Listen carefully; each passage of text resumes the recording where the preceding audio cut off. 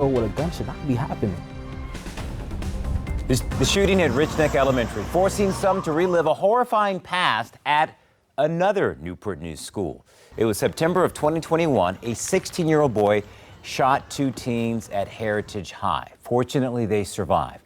Two other students injured, evacuating the school.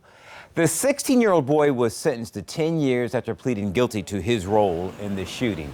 And in a story only on 3, News 3's Zach Dahlheimer talked with that man you just heard from, a Heritage High alum who was a student on campus when that shooting happened. And Zach, he has a message for the community tonight. He wants to help.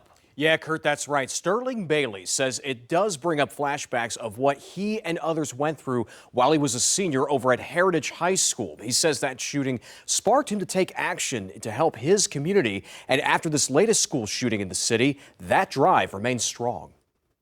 A 6-year-old with a gun should not be happening. For Norfolk State freshman Sterling Bailey, the recent shooting at Richneck Elementary in his hometown of Newport News takes him back to his senior year at Heritage High School. Though the incidents were kind of different, it still brings back the moments of fear. It was September 20th, 2021. Bailey was on campus when he says just 10 feet away, a teen boy opened fire, injuring students. He recalls running to a nearby firehouse while also making sure his classmates got to safety. It was a very traumatic experience being in the shooting.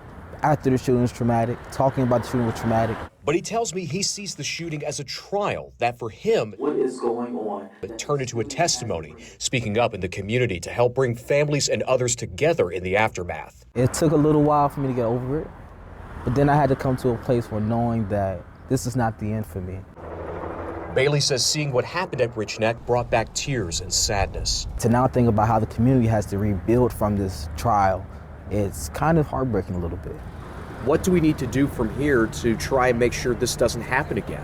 We need to go out into these communities of the youth and teach about violence, controlling anger, gun violence, why guns aren't needed for situations like this, especially as the youth in this city.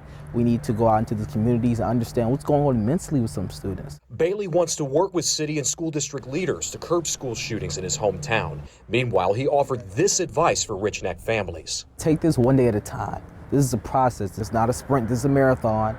And understand that this trial will be your next testimony.